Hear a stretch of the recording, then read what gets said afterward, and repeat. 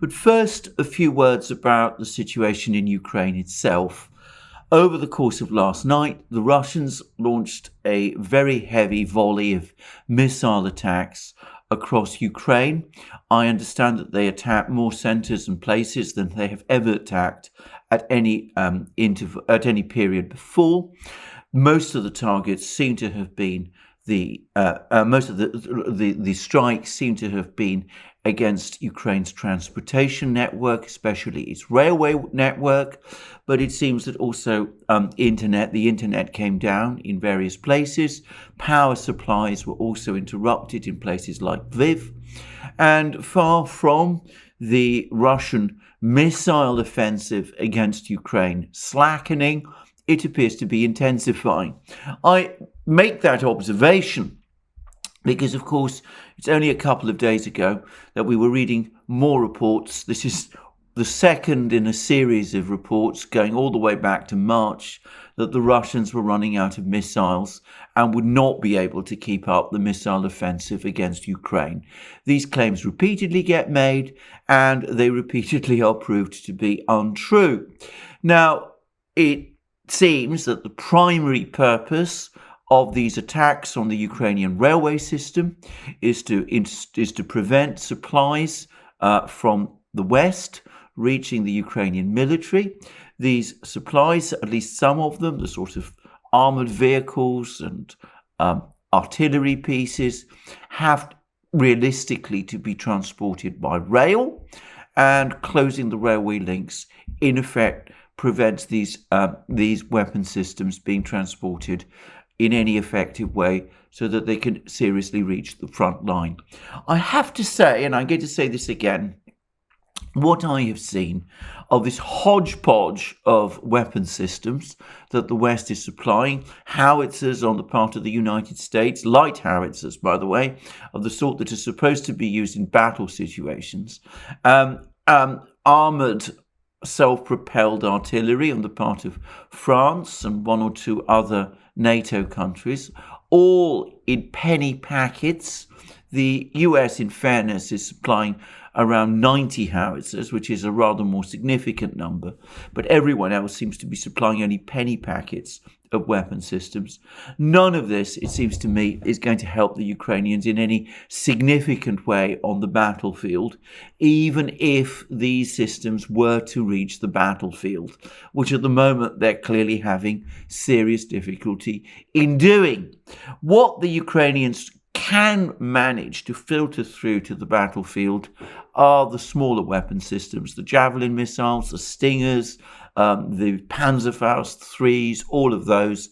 As I've discussed in several previous programs, the problem is that these light weapons seem to be increasingly less effective against the kind of defensive measures that the Russians are taking against them.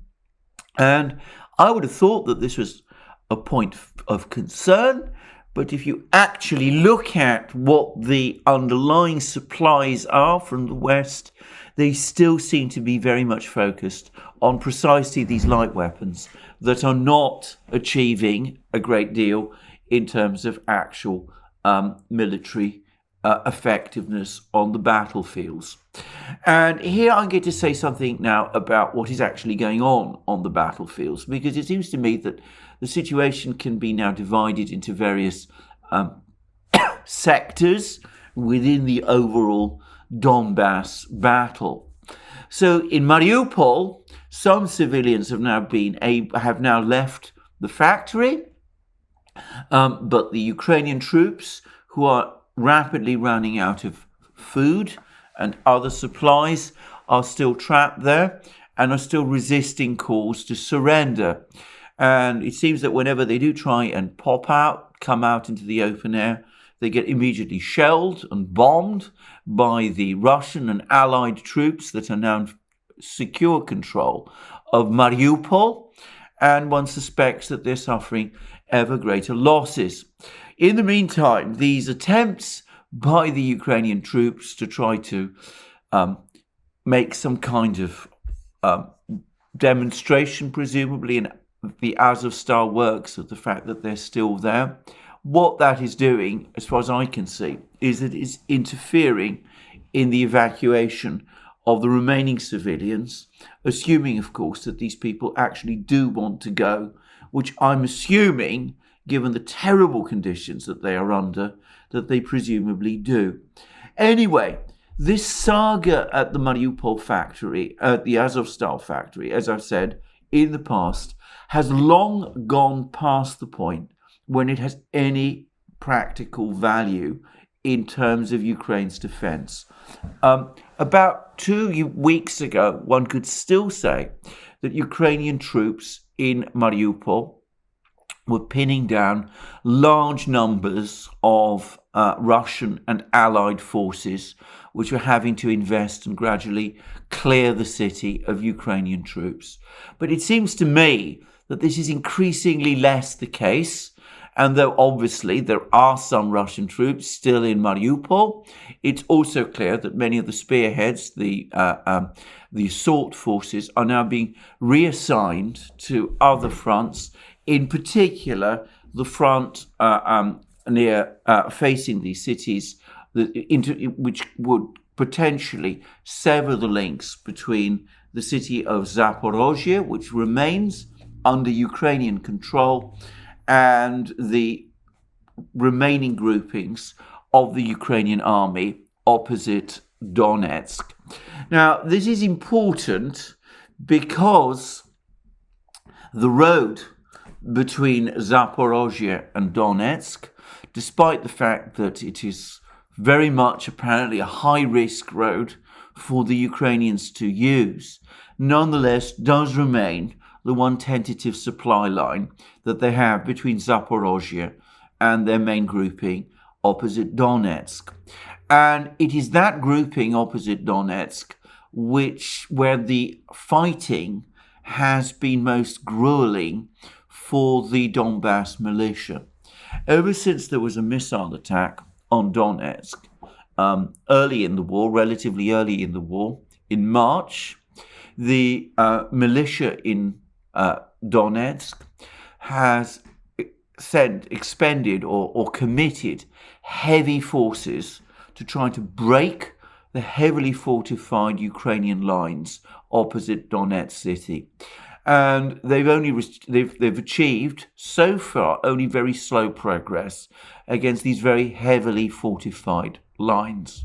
But obviously, if the remaining supply lines to these troops, these Ukrainian troops holding these fortified positions, are cut, the remaining supply lines being from Zaporozhye to this grouping opposite Donetsk, then, of course, at that point, that group opposite Donetsk, its position begins to become increasingly precarious. So the fact that the Russians and the Donbass militia are now starting to redeploy some of the forces from Mariupol to the lines near Zaporozhye, where they can apparently now sever these remaining links between the Ukrainians and these troops opposite Donetsk. That is, of course, a major development, and one which we will see the increasing effect of, I suspect, over the next few weeks. But I repeat my earlier point. This redeployment is not being slowed by the remaining resistance in the Azovstal factory.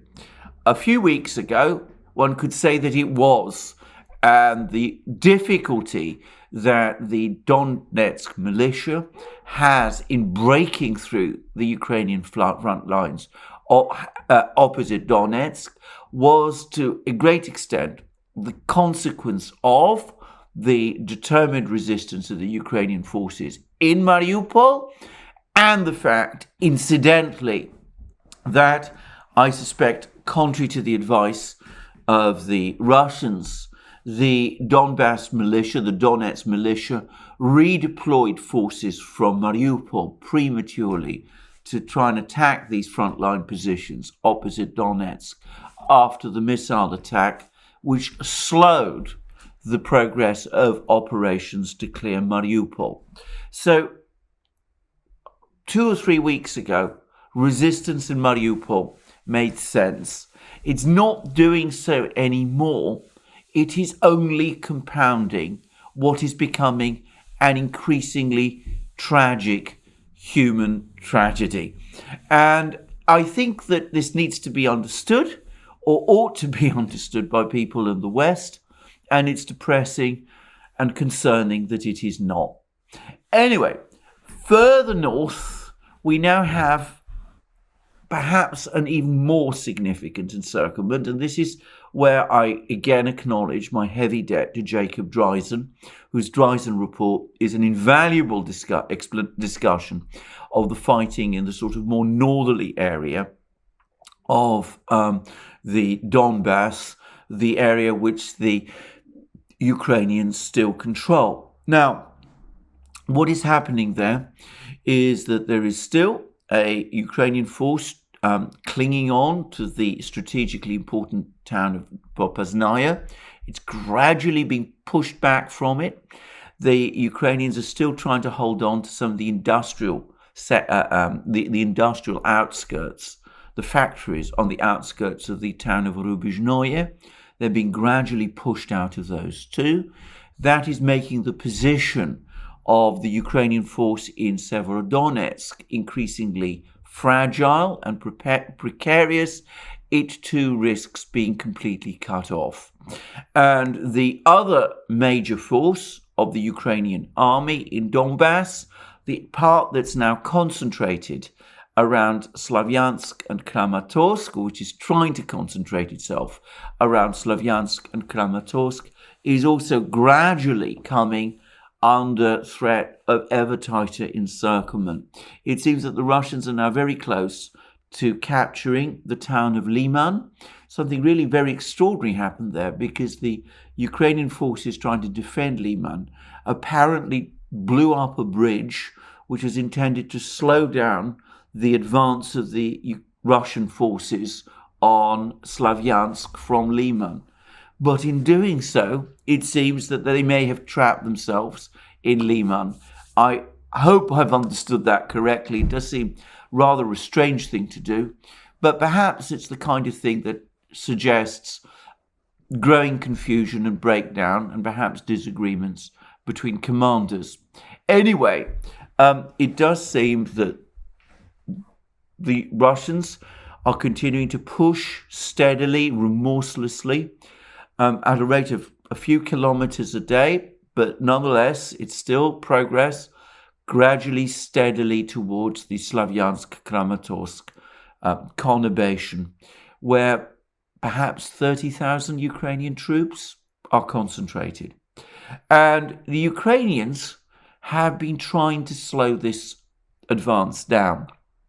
And they've been trying to do that in two ways. Firstly, obviously, three ways. Firstly, obviously, they've been trying to hold out for as long as they can in Popasnaya, but they're suffering heavy losses by doing so, though there are reports that they're inflicting heavy losses there as well. Now, it should be said that the fight for Popasnaya is not between the Ukrainian army and the Russian army, the Russian military. It is first and foremost a fight between the Ukrainian army and the militia of the Lugansk People's Republic, supported by Chechen troops from the Russian National Guard. But nonetheless, this militia of the Lugansk People's Republic does seem to be making steady incremental progress in Popasnaya. And it's expected that perhaps within about perhaps a week, Popasnaya will be fully cleared, as well as Rubizhnoye, which will, as I said, put the position of the Ukrainian troops in Severodonetsk in great peril. But the other concern that the Ukrainians have is the steady advance of the Russian army south of Izium. And again, this is an incremental advance. What the Russians do is that they, instead of launching frontal attacks on fortified Ukrainian positions, they shell them with simply enormous amount of artillery, devastating the Ukrainian troops, forcing them to withdraw. And then after the Ukrainians have withdrawn, it's then that the Russians sent their assault forces to capture the positions that the Ukrainians have been forced to pull back from. And this has been the pattern for some days, for some weeks now. And the Ukrainians have been becoming increasingly concerned about this steady, remorseless advance of this steamroller, if you like, from Izium. And they've been launching increasingly frantic counterattacks in order to try to slow it down. And these counterattacks have taken two forms. Firstly, we've seen Ukrainian troops from Western Ukraine, newly raised Ukrainian forces or Ukrainian forces with reservists thrown into desperate counterattacks to try to slow down the advance in Izium. These are barely trained troops. They are suffering extremely heavy losses by what they're doing. And then there are other Ukrainian assaults further north in Kharkiv region. A couple of days ago, there was a huge amount of discussion in the media in the West and also by the Pentagon about a supposedly successful Ukrainian offensive in Kharkiv region, which had supposedly pushed the Russians 25 to 30 kilometers or miles away from Kharkiv city. Well, that offensive petered out, and the Russians and the Lugansk militia then launched a counterattack, and it seems that the Ukrainians have been pushed back again with very heavy losses. These have been attempts to try to get the Russians to divert forces from their main strike force, which is, as I said, remorselessly pushing south from Izium, ever closer to Slavyansk, to the Slavyansk-Kramatorsk conurbation. So that, it seems to me, is a reasonable overview of what's going on the Donbass front lines. Massive Ukrainian losses, apparently relatively light Russian losses. Now, this isn't something which one is getting very much about from the media in the West, but there's an accumulation of information from various sources on the Russian side, which is that the rate of loss that the Russian military has been experiencing has declined markedly from what the Russians were experiencing in the first few weeks of the war. In the first few weeks of the war, the Russians were engaging in fast, sweeping movements, capturing enormous amounts of territory as they as they built their corridor from Crimea to Mariupol and beyond, and as they briefly invested the cities of Kharkiv, Chernigov, Sumy, and of course Kiev, in order to pin Ukrainian troops down there. Now, while these were dramatic advances, they did come at some cost, with Ukrainian units able to hit back and interfere with Russian supply lines and hit Russian troops on their flanks. Nothing like that is going on now. These steady incremental advances with massive artillery preparation, on the contrary, minimize Russian losses to a very considerable degree. Now, that isn't something, I think, that is well understood in the West, but I would say that it is, in fact, consistent with claims that have been made that Russian losses in Ukraine totals 15,000 men. As I've said already, I think this is a grossly inflated figure. I've heard that other numbers which place this much lower, number of 1,800 in total, gets floated around, but I can't confirm it and I can't corroborate it, and I'm not going to discuss how plausible that number is. But all I would say is that figure of 15,000 is roughly the same as Western sources were claiming the Russians had suffered at the end of March. So the fact that there's not been a huge increase, even from Western reports, of increased Russian losses since March tends to corroborate the view that Russian losses in the Ukrainian war have fallen significantly, which is not, of course, to say that the Russians are not suffering any losses at all. Of course they are. It would be absurd to pretend otherwise, but the claims that we hear coming from especially Britain that the Russian military in Ukraine is disastrously depleted and is struggling to sustain the war is, I am sure, nonsense.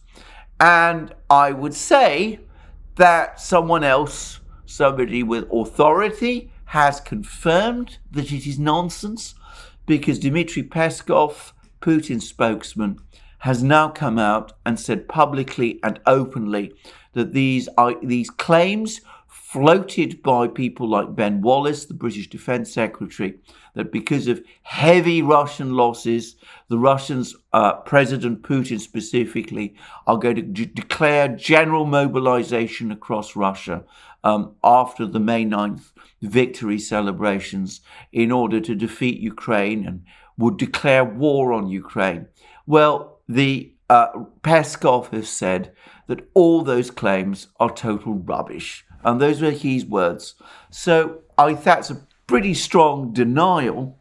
And if my assessment of what is happening in Donbass, which, as I said, relies heavily on other sources, but I would say, in my opinion, the best overall analyst that I've seen is Jacob Dreisen, then if my assessment is correct, then that is consistent. Peskov's statement that no general mobilization is planned is probably correct and makes total sense. So that's where it seems to me the war is going, a steady grinding down of Ukrainian forces in Donbass, an incremental encirclement and destruction of the Ukrainian troops holding the line against the Donetsk militia opposite the city of Donetsk, a tightening of the already effective encirclement of the Ukrainian force occupying Severodonetsk, and a steady tightening of the vice around the main Ukrainian forces in Slavyansk and Kramatorsk. The Russians, by the way, say that the main headquarters of the Ukrainian army in Donbass is located in Kramatorsk. So once Kramatorsk is invested, then of course that headquarters will either have to evacuate itself or will be destroyed. Now, what happens afterwards? Well, I don't know. I mean, that will be the end of presumably what the Russians would call phase 2. In a telephone conversation with Emmanuel Macron, President Putin of Russia said that Russia continues to be committed, or at least prepared, to engage Ukraine in negotiations. But as I discussed yesterday, the Ukrainians seem to have abandoned that idea.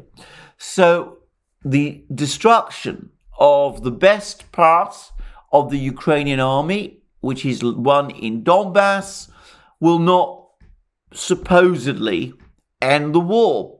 And we can already see that the Russians are moving to take other steps. So in anticipation of a refusal by Ukraine to negotiate, to come to some kind of settlement of the war. So one thing that the Russians are pressing forward with doing is that it seems that they're going to stage before very long a referendum in Kherson region and parts of Zaporozhye region, perhaps also Kharkiv region too, to declare these regions, where these regions will be invited to declare themselves independent of Ukraine, which would result in Ukraine losing another massive swathe of territory in eastern Ukraine, Russian-speaking territory, it must be said. And the Russians are now fully integrating Kherson region and all these other regions into the Russian ruble system. And they're also increasingly replacing the local administrations. Russian flags are replacing Ukrainian ones over administrative buildings in all of these territories. And in addition, and over the last few days, the internet in these places, and I presume the communication system, has switched from Ukrainian providers to Russian ones. Now, all of this is perhaps attracting less attention than it should, but it does clearly point to the separation of these regions from Ukraine.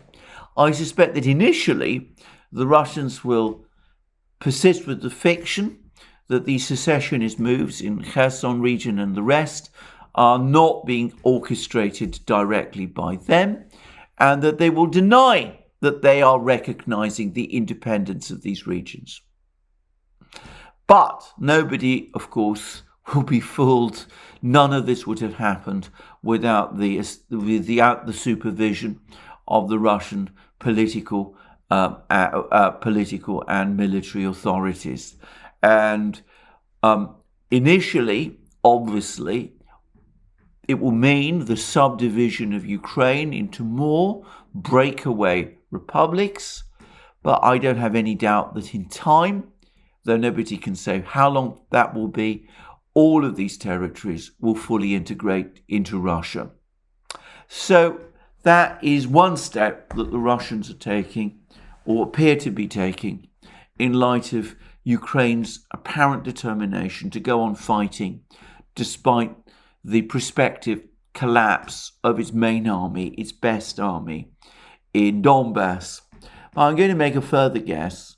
I don't think it's going to stop there, because, of course, if Ukraine refuses to give up the war, if it refuses to come to terms with Ukraine's main army destroyed, with Ukraine now increasingly having to rely on reservists to carry on the war, I see no political incentive for the Russians to stop. On the contrary, as many are pointing out, it would probably simply prolong the war for them to do so.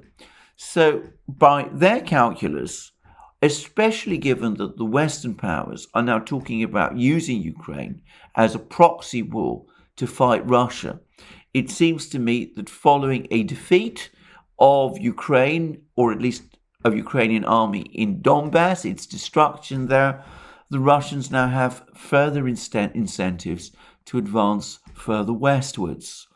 And perhaps the obvious target is Nikolaev, Odessa. There's fairly heavy concentrations of Russian troops in this part of the world, between Kherson and Nikolaev, and also between Kherson and the important industrial city of Kryvyi Rog. But, Russian General Staff, as I've said many times, doesn't share its plans with me. And I would have thought this is a topic anyway for some discussion and briefing within the higher levels of the Russian political and military leadership. As I've said before, the longer this war continues, it's not Russia which is going to be weakened by it. Countries that win wars, even if that takes them a long time, become much stronger as a result of their victories, not weaker. And for me, the classic example of this is the United States. The United States in 1860, the North, if you like, went into the Civil War with many expectations on the part of many people in the North and in Washington that they'd be able to roll over the South very quickly. And in fact, they got bogged down, or so it was said, especially in Europe. They got tied down for 5 prolonged years of bitter civil war. But eventually, the United States, the North, the Union side, prevailed. And despite the heavy losses in men and materials, the heaviest losses by the way, that the United States has ever experienced in any war that it has fought, and of course a very high rate of loss given the relatively small US population of that period. Well, despite that, and in direct consequence of that victory, the period after 1865, the period between 1865 and the 1920s, was the period when America became the dominant world economic superpower. So it is a fundamental fallacy that long wars, bitterly fought and won at great expense, weaken the power that wins them. On the contrary, I would say that the American experience shows that they're more likely to strengthen them. The same, by the way, is true of Russia itself. The Russians fought an incredibly agonizing and grinding war during the Second World War to repulse the Germans. Despite the enormous losses they suffered, I don't think anybody would dispute that the Soviet Union emerged from that war a far more powerful country than it went in. So I think that this idea that keeping this war going is going to weaken Russia is based on certain dangerous fallacies, misunderstandings of what war does to a society, how war, on the contrary, can in some ways streamline a society, organize it, give it ultimately self-confidence, and prepare it for challenges to come. So I don't think it's going to weaken Russia. I think it is, of course, much more likely to weaken and perhaps ultimately destroy Ukraine, which I would have thought was not the purpose that the Western powers have. And if it is, well, I don't really understand the point of this whole exercise. So that's what I wanted to say about the state of the war. Even as we speak, the Western powers, meanwhile, are pressing ahead with this economic war of attrition that they're continuing to wage. And the latest developments there is that the European Commission, against some resistance from some EU member states, and despite the advice of the US Treasury Secretary, Janet Yellen, despite all of that, the EU Commission is still pressing ahead with its insistence that there must be a complete oil embargo, a complete embargo on Russian oil.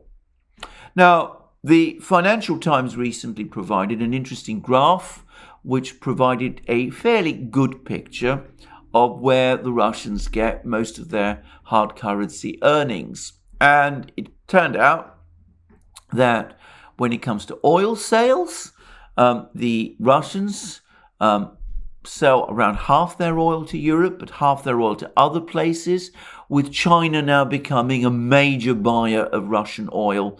It's the single country that buys more Russian oil, as far as I can see, than any other. And it's highly likely that the Russians will be able to replace the customers they've lost in Europe with other customers for their oil. The Chinese will almost certainly want to buy more. And the Indians are also apparently negotiating to buy much more Russian oil, though at a heavy discount, which of course the Russians will give them. By contrast, when it comes to natural gas, it's the Europeans who remain the Russians' biggest customers. But here again, the situation is likely to change, because though the Europeans remain the biggest customers for Russian natural gas, the Russians are now busy building pipelines to China, and it's highly likely that within a relatively short space of time, China will at least equal the amount of natural gas that it imports from Russia. It will at least equal the imports of natural gas that the Europeans make from Russia. So Russians will no doubt have to negotiate a rather tricky transition in terms of oil and gas products. In terms of oil, They're relatively well placed, or so it seems to me. In terms of natural gas, it will take considerably longer, but the potential to do it is there. The Europeans are, at the moment, less keen to cut themselves off from Russian natural gas imports. But of course, that gives the Russians more time to sort out their sales of natural gas to China, to India as well, to other Asian countries. But of course, the key point is this: it is related to discounts, because the Russians are going to pay discounts are going to agree discounts to the Chinese and the Indians for the oil and gas that they sell them. These will be significant discounts, though given the commodity super cycle we are still in, the Russians will still be receiving a great deal more for their oil and gas than they were a few years ago, when prices for both of these commodities was much lower. By contrast, the Europeans, because they are denying themselves Russian oil and Russian gas, are going to have to pay heavy premiums to buy oil and gas from other suppliers. And of course, in terms of gas, they may find that it really isn't possible to replace Russian gas completely at all. Well, that doesn't seem to me to make much sense. European industries, which of course depend on energy, are already burdened by many costs. Labour costs, regulatory costs, which are very heavy in the European Union, other costs as well. And now, of course, on top of that, they will have higher energy costs. It is a fundamental fallacy that European industry is technologically more advanced than that of the Far East, than that of the Asian economies. In fact, I'm quite certain that that is not the case. So, as I have discussed many times, what this is going to do is it is going to freeze Europe into structural uncompetitiveness. Henceforth, China, other Asian producers, Vietnam, Indonesia, the Philippines, ultimately, I suspect, South Korea, are going to become more competitive against Europe. And of course, not just Europe, but to a lesser extent against the United States as well. Because though the United States has briefly achieved energy self-sufficiency, hardly anyone believes that this is going to be sustained for very long. So the United States also is creating a world where energy prices are going to be structurally higher than they would otherwise be, and where the cost of energy in the United States, especially for industrial producers, is going to be higher, potentially, than it would be in its major industrial competitor states, which are, of course, all located in the Far East. The US will become more competitive against Europe because it is a significant energy producer, but it is going to lose competitiveness overall. All of this is happening not just at a time of a major inflation crisis, but at a time when the United States runs a huge budget deficit and is showing the biggest trade deficit in its history.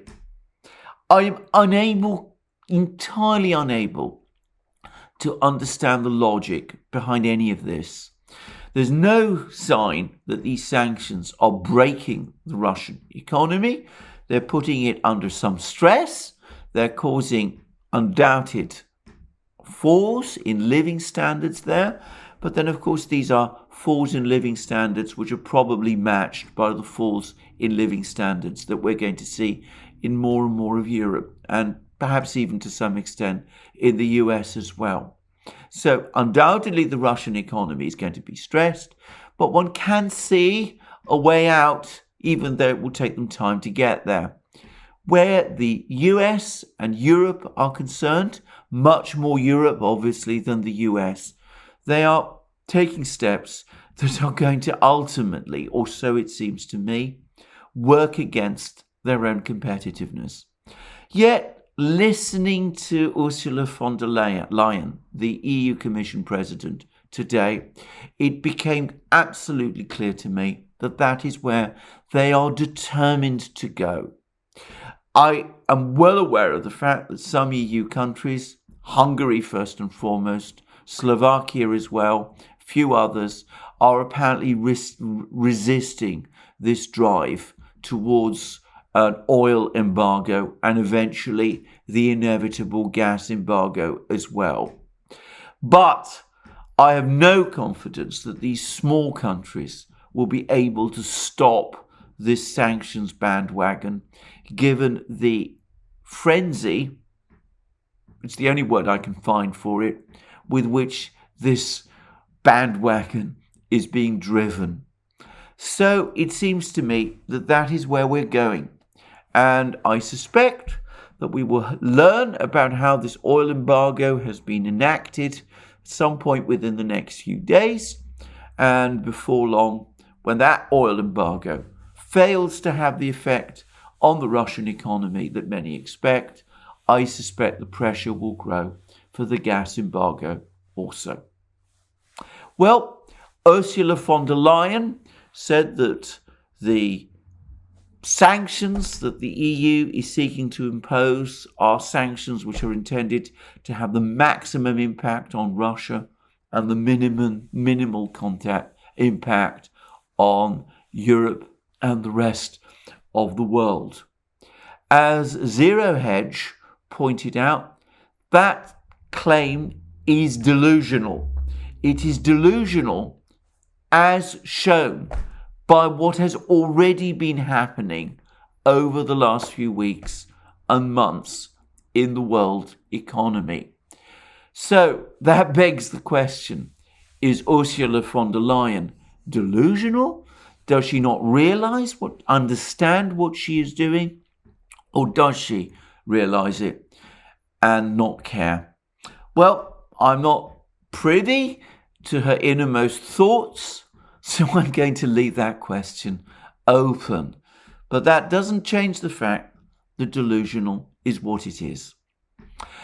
We will no doubt have a very interesting summer and autumn in Europe. We're going to see at some point a major crisis in Ukraine. The whole Western project in Ukraine, I suspect, is going to suddenly fall apart in rather dramatic and, shall we say, embarrassing circumstances for some Western leaders. And at some point, maybe this autumn, maybe this winter, maybe a bit later, at some point, I suspect the penny's finally going to drop that this sanctions war, this economic war of attrition that the West has plunged into, has been one of the greatest acts of economic folly any economic bloc has ever inflicted upon itself. I expect that we at the Duran, myself and my colleague Alex Christoforou, will be around to discuss and report it, and no doubt when we do, there'll be all sorts of interesting programs that we will be making at that time. Anyway, thank you in the meantime for joining me today. I look forward to you joining me again in future programs, both on this channel and on our main channel, the Duran, where I do my programs with Alex Christoforou. And of course, he's doing an invaluable series of updates on his own channel, of which you can find links to all of these under this video. Also, please remember that you can find us on other platforms, Rumble and Locals. If you look us up on Rumble, if you watch our videos on Rumble, you go to the top of the video, you'll see that red maroon button. If you press it, that will take you directly to our Locals homepage, where you can join our community, become an active member, participate in my Wednesday live streams, read and watch all the exclusive content that now we publish on our local a local's homepage, and which other members of our community also publish. And of course, you can also support us via Patreon and Subscribestar, links under this video, and you can support us also by going to our shop, buying the great things that you will find there, our famous magic mugs, our t-shirts, our hoodies, our sweatshirts, all of those things. And last but not least, if you've liked this video, please don't forget to press the like button, and please also remember to check your subscription to this channel. Thank you for joining me again today. I look forward to you joining me again soon, and have a very good day.